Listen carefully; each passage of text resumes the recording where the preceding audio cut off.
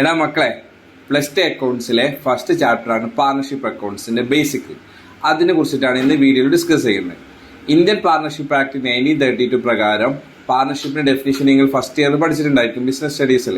അവിടെ എന്താ പറഞ്ഞു വെച്ചാൽ, relation between the person who have agree to share the profit of the business carried on by all or any one of them acting for all. Minimum പാർട്ണർഷിപ്പിൽ 2 പേര് വേണം. അവർ profit share ചെയ്യണം.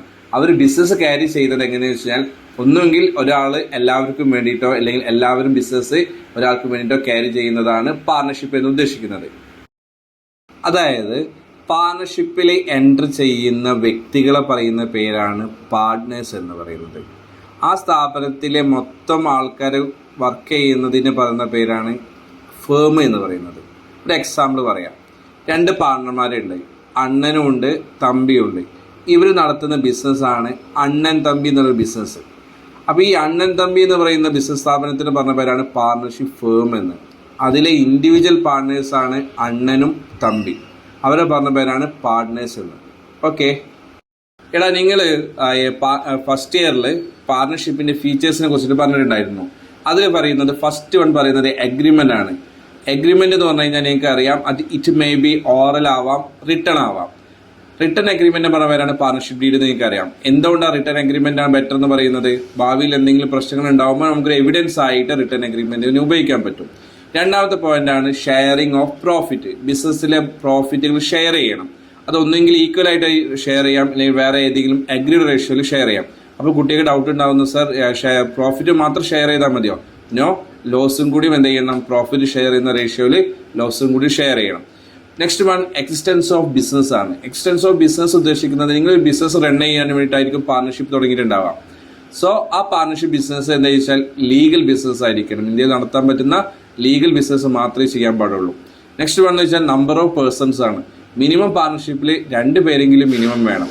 Next one unlimited liability ആണ്. Unlimited liability നിങ്ങൾക്ക് അറിയാമല്ലോ. എന്താ unlimited liability എന്ന് പറഞ്ഞാൽ, ബിസിനസ്സിന് ബാധ്യതകൾ വന്നു കഴിഞ്ഞാൽ പേഴ്സണൽ പ്രോപ്പർട്ടീസിന് വരെ എടുക്കണം.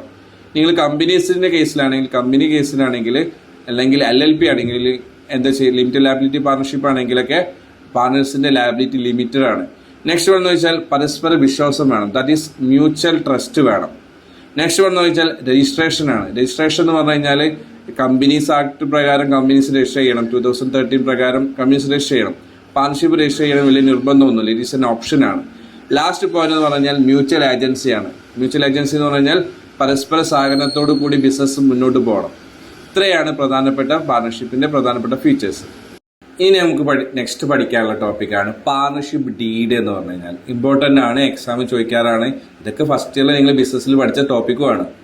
പാർട്ണർഷിപ്പ് ഡീഡ് നമ്മൾ പറഞ്ഞു, ഫസ്റ്റിൽ പറഞ്ഞു പാർട്ണർഷിപ്പിൻ്റെ ഫീച്ചേഴ്സിൽ പറഞ്ഞു പാർട്ണർഷിപ്പ് ഡീഡ് വേണം എന്ന് പറഞ്ഞു. പാർട്ണർഷിപ്പ് അഗ്രിമെൻറ്റ് വേണം എന്ന് പറഞ്ഞിട്ടുണ്ടായിരുന്നു. അഗ്രിമെൻറ്റ് 2 രീതിയിൽ അഗ്രിമെൻ്റ് ഉണ്ട്. ഓറൽ ഉണ്ട്, റിട്ടേൺ ഉണ്ട്. അപ്പോൾ റിട്ടേൺ അഗ്രിമെൻറ്റിനെ പറഞ്ഞ പേരാണ് പാർട്ണർഷിപ്പ് ഡീഡ് എന്ന് പറയുന്നത്.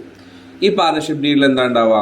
പാർട്ണേഴ്സ് തമ്മിലുണ്ടാവുന്ന ടേംസ് ആൻഡ് കണ്ടീഷൻസും എങ്ങനെ ബിസിനസ് റെഗുലേഷൻ ചെയ്യണം, ഓർഗനൈസ് ചെയ്യണം എന്നുള്ള ഇൻറ്റേർണൽ അഫയേഴ്സ് എല്ലാം ഉൾപ്പെടുന്ന ഒരു റിട്ടേൺ ഡോക്യുമെൻ്റ് ആണ് പാർട്ണർഷിപ്പ് ഡീഡ് എന്നുള്ളത്. ഓക്കെ, ഇനി നമുക്ക് പ്രധാനപ്പെട്ട പാർട്ണർഷിപ്പ് ഡീഡിൻ്റെ പ്രധാനപ്പെട്ട കണ്ടൻസ് എന്തെല്ലാമാണ് നോക്കാം. പാർട്ണർഷിപ്പ് ഡീഡിൻ്റെ പ്രധാനപ്പെട്ട കണ്ടൻസ് എന്ന് വെച്ചാൽ, first one name of the firm, സ്ഥാപനത്തിൻ്റെ പേരാണ്. Next one name and address of the partners, സ്ഥാപനത്തിലുണ്ടാകുന്ന പാർട്ണർഷിപ്പിൽ ഉണ്ടാകുന്ന എല്ലാ പാർട്ണേഴ്സിൻ്റെയും name and address. Next one nature of business, നിങ്ങൾ എന്ത് ബിസിനസ്സാണ് ചെയ്യുന്നതെങ്കിൽ, ഇപ്പോൾ ഹോസ്പിറ്റാലിറ്റി ആണെങ്കിൽ ഹോസ്പിറ്റാലിറ്റി, ഇനി വേറെ ഏതെങ്കിലും ട്രേഡിംഗ് ആണെങ്കിൽ ട്രേഡിംഗ്, സർവീസ് ആണെങ്കിൽ അത് ഏത് രീതിയിലുള്ള ബിസിനസ്സാണ് എന്നുള്ളത് കാണിക്കണം. Next one principal place of business, business സ്ഥാപനം നിൽക്കുന്ന സ്ഥലം എവിടെയാണ്, ലൊക്കേഷൻ എവിടെയാണോ അതാണ് നെക്സ്റ്റ് പറയുന്നത്.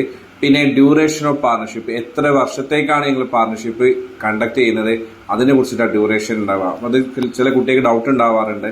ഇപ്പം നമ്മൾ നാഷണൽ ഹൈവേ പ്രൊജക്റ്റ് നടക്കുന്നുണ്ട്. അപ്പം 2 പേര് അതിന് വേണ്ടിയിട്ടാണ് അതിലാണ് കമ്മിറ്റ് ചെയ്തിട്ടുണ്ടെങ്കിൽ ആ ഹൈവേ പ്രൊജക്റ്റ് കഴിഞ്ഞ് കഴിഞ്ഞാൽ സ്വാഭാവികമായിട്ട് ആ പാർട്ണർഷിപ്പ് ഡീഡ് ക്ലോസ് ആവും.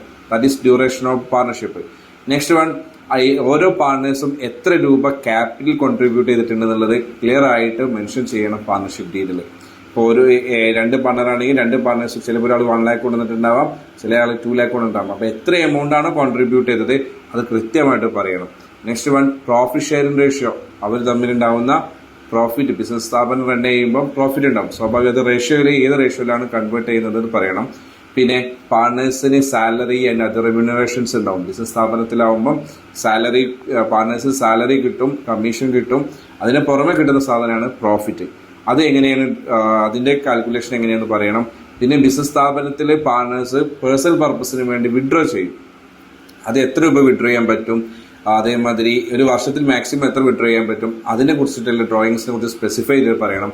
പിന്നെ ബിസിനസ് സ്ഥാപനത്തിൽ rate of interest on capital and drawings ഉണ്ടാവും. അതായത് ബിസിനസ്സിലേക്ക് ക്യാപിറ്റൽ ഇൻവെസ്റ്റ് ചെയ്ത് കഴിഞ്ഞാൽ അതിന് മുകളിൽ എത്ര ശതമാനം ഇൻട്രസ്റ്റ് കിട്ടും, അതേമാതിരി പാർട്ട്നേഴ്സിന് ബിസിനസ് ഡ്രോയിങ്സ് ചെയ്ത് കഴിഞ്ഞാൽ അതിന് മുകളിൽ എത്ര ഡ്രോയിങ്സ് ബിസിനസ്സിലേക്ക് ഇൻട്രസ്റ്റ് എത്ര അടക്കണം എന്നുള്ളത് കൃത്യമായിട്ട് പാർട്ണർഷിപ്പ് ഡീലിൽ പറഞ്ഞിരിക്കണം.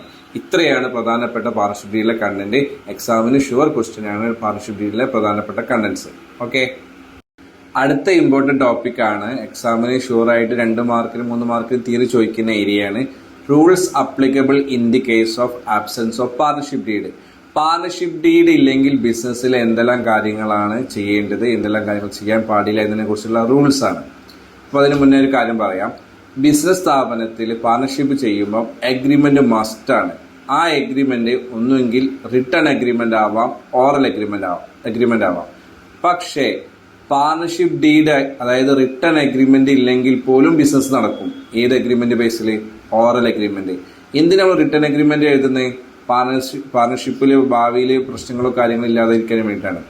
സോ ഇനി നിങ്ങൾ ബിസിനസ് റൺ ചെയ്യുന്നത്, പാർട്ണർഷിപ്പ് ബിസിനസ് റൺ ചെയ്യുന്നത് ഓറൽ അഗ്രിമെന്റ് ബേസിലാണെങ്കിൽ നിങ്ങൾ ബിസിനസ്സിൽ ചെയ്യേണ്ട പ്രധാനപ്പെട്ട കുറച്ച് കാര്യങ്ങളുണ്ട്. അതാണ് ഇനി ഡിസ്കസ് ചെയ്യുന്നത്. First one, profit sharing ratio. നിങ്ങൾ ബിസിനസ് സ്ഥാപനത്തിൽ പ്രോഫിറ്റ് ഉണ്ടാവാം, ലോസ് ഉണ്ടാവാം. അത് എന്തായാലും പ്രോഫിറ്റ് ആയാലും ലോസ് ആയാലും നിങ്ങൾ ഷെയർ ചെയ്യുന്നത് ഈക്വലായിട്ട് മാത്രമേ ഷെയർ ചെയ്യാൻ പാടുള്ളൂ. രണ്ടാമത്തത്, പാർട്ട്നേഴ്സിന് ബിസിനസ് സാലറി ആൻഡ് അതർ റെമ്യൂണറേഷൻസ് ഒന്നും കൊടുക്കാൻ പാടില്ല. നേരത്തെ മുകളിൽ പറഞ്ഞു, പാർട്ണർഷിപ്പ് കണ്ടന്റിൽ പറഞ്ഞിട്ടുണ്ടായത് സാലറി എല്ലാം കൊടുക്കണം എന്ന് പറഞ്ഞു.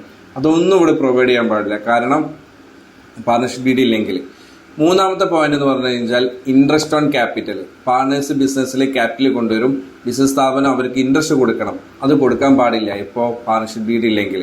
Next one, interest on drawings. Partners അവരെ ക്യാപിറ്റലിന് കുറച്ച് എമൗണ്ട് പിൻവലിച്ചിട്ടുണ്ടായിരിക്കാം. ആ പിൻവലിച്ച എമൗണ്ടിന്റെ മുകളിൽ ബിസിനസ് സ്ഥാപനം ഇൻട്രസ്റ്റ് ചാർജ് ചെയ്യാൻ പാടില്ല, കാരണം പാർട്ണർഷിപ്പ് ഡീഡ് ഇല്ല. പിന്നെയുള്ളത്, പാർട്ണേഴ്സിന് ലോൺ കൊടുക്കുന്ന സിസ്റ്റം ഉണ്ട്. പാർട്ണേഴ്സ് ലോൺ കൊടുക്കാം, അല്ലെങ്കിൽ പാർട്ണേഴ്സിൽ ബിസിനസ് ലോൺ കൊടുക്കാം. എനിവേ ആ ലോൺ കൊടുത്തു കഴിഞ്ഞാൽ മാക്സിമം അവർക്ക് 6% മാത്രമേ ഇൻട്രസ്റ്റ് ചാർജ് ചെയ്യാൻ പാടുള്ളൂ. ഇത്ര പ്രധാനപ്പെട്ട ടോപ്പിക്, ഇത്ര പ്രധാനപ്പെട്ട പോയിന്റ് നിങ്ങൾ എപ്പോഴും മനസ്സിൽ വെച്ചിരിക്കണം. എക്സാമിന് ഇമ്പോർട്ടൻ്റ് ആണ്. എന്തെല്ലാമാണ് rules applicable in the absence of partnership deed എന്ന് പറഞ്ഞു കഴിഞ്ഞാൽ, പ്രോഫിറ്റ് ഷെയറിംഗ് റേഷ്യോ ഈക്വൽ ആണ്. പാർട്ണേഴ്സിന്റെ ക്യാപിറ്റൽ കൊണ്ടുവന്നിട്ടുണ്ടെങ്കിൽ അതിന് മുകളിൽ ഇൻട്രസ്റ്റ് കൊടുക്കാൻ പാടില്ല. പാർട്ണേഴ്സ് ബിസിനസ്സിന് ഡ്രോയിങ്സ് ചെയ്തിട്ടുണ്ടെങ്കിൽ അതിന് മുകളിൽ ഇൻട്രസ്റ്റ് ചാർജ് ചെയ്യാൻ പാടില്ല. പാർട്ണേഴ്സിന് ഒരു സാലറി റെമ്യൂണറേഷൻസോ കമ്മീഷനോ ഒന്നും കൊടുക്കാൻ പാടില്ല. ആകെപ്പാടുള്ള ഒരു ഓപ്ഷൻ എന്ന് പറഞ്ഞാൽ interest on loans and advance maximum charge ചെയ്യാൻ പറ്റുന്നത് 6% ആയിരിക്കും. ഓക്കെ.